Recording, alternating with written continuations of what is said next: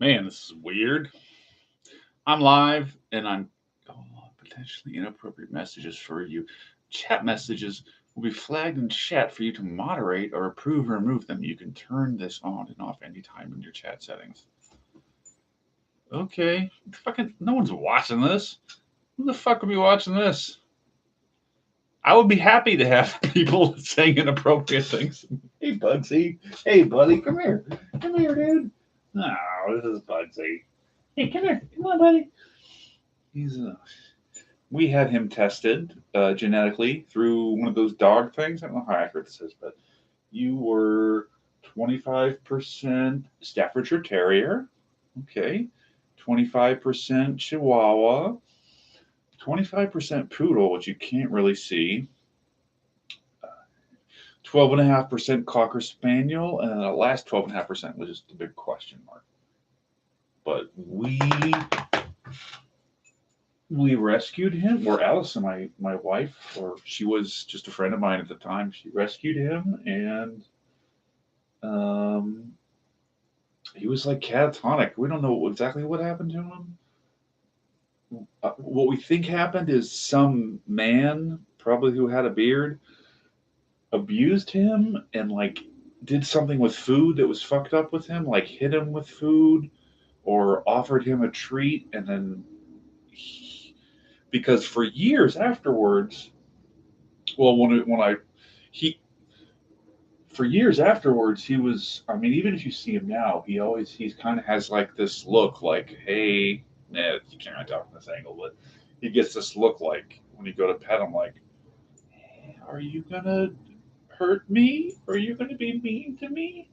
And then as you pet him, he kind of gradually accepts it that, like, hey, actually no, you're gonna love me. Yeah, I don't have to be scared. I like this. But and he's still doing that. I think I've known him. How long have I known you, dude? I've known you for like 7 years, just a little bit shorter than your mama. And he used to be so scared of just men in general, particularly men with beards, but men in general. And he was really well crate trained when we got him. He would just, that was his little sanctuary. And we used to take him out. He used to basically just sit in that crate all day on his own, not closed or anything. So he was trained to do that. And then when we take him out to go pee, it would be all out at once. So he was probably in some kind of kennel where he's in a crate most of the day, and he can only pee like once or twice a day or something. So he had to hold it. So he's really good at that. And I don't know what happened with food or whatever, because there was a longest time where you would hand him a little treat, like a little milk bone or anything, and he would just the look he gave you was like you're being like you. I want this thing you're giving me, but like I feel like you're tricking me. I'm scared that you're tricking me, and I feel like you're gonna give me and I go whack. And I think that's something like that happened because it took many years for him to get over that. He's a lot better now, but he'll never fully heal from that. There's just some things that happen when you're really young, happen very early in your life, that they're impossible to. It's like a rocket ship set in a certain trajectory, and if you alter the trajectory of a rocket very early in its flight, a tiny deviation could have a huge effect since it's going forward in time for the rest of the flight, much greater than if you done a similar alteration at the end of the flight. But um, what was I going to say? Oh yeah, yeah. So he got broken. We used to call him spare parts and bargain bin because he's a funny looking little guy. He definitely doesn't quite look like any other dog you've seen. He's very sweet. It took him a long time to be able to let new people come over to the house too. Not only just, um, well, me for instance, took him a long time for him to accept me coming over, but just even a stranger, my mom or my sister or one of Allison's friends, one of our mutual friends will come over, and there's some people he's learned to accept. There's like there's a few. There's like my mom and like our friend Kristen and maybe Barry, maybe a handful of people where he won't bark at, even to this day. Um, he's our little guy. He's just always his whole childhood was like him being worried about where his next food's coming from, about is he good enough? He didn't get enough affection. I can tell he didn't get enough affection, and it was weird seeing Bugsy and Dexter interact together because Bugsy was like this, mutt from God knows where. There was a rescue, and Dexter was this Boston Terrier from a responsible breeder. That you could just tell that he had a good childhood. Like the day I got him, he was like 9 weeks old. I had him shipped over from it was like Mississippi or Missouri or something like that. And day one, he knew how to sit. He knew his name. Took a long like Bugsy. He learned everything through Dexter. Almost everything he knows, he learned through Dexter. So it was like he was separated when he was a puppy at a very early age. Like, well, if Dexter came at 9 weeks and he was just basically like this little soldier, ready to whatever you want me to do, sir, let's do it. Let's go have some fun. And it's no one with shoes.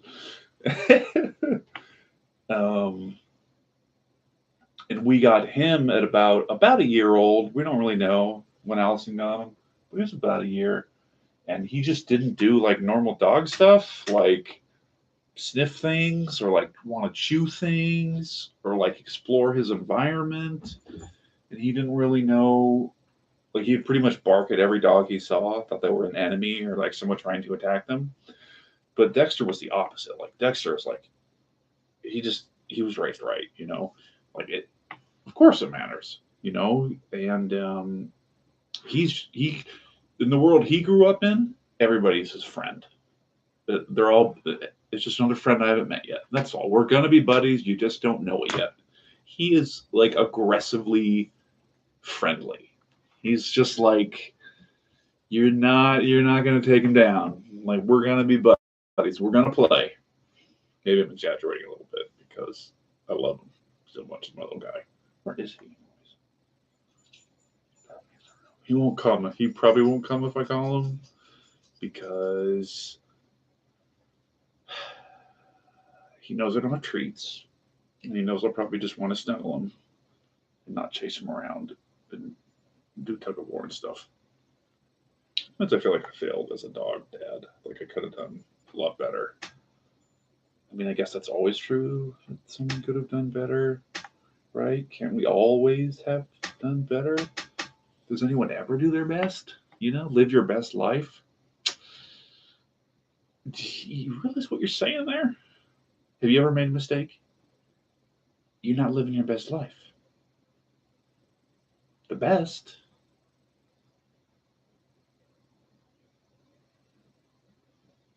Right? Wouldn't that make sense?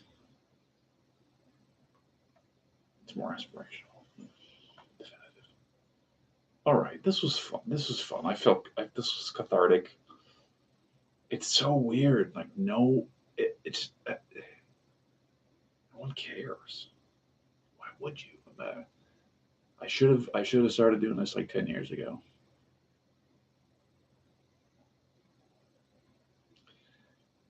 There's been a lot of things that have come by that I thought this maybe this will turn into something or that I was interested in very early on. And at the time, it was just kind of like, yeah, that's cool. Maybe one day it'll have some kind of potential in the future, but don't waste your time on those kind of things.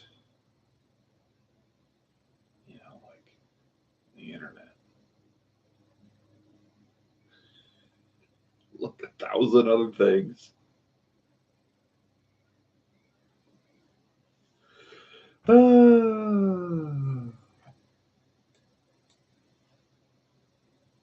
Yeah, motherfucker, end that shit.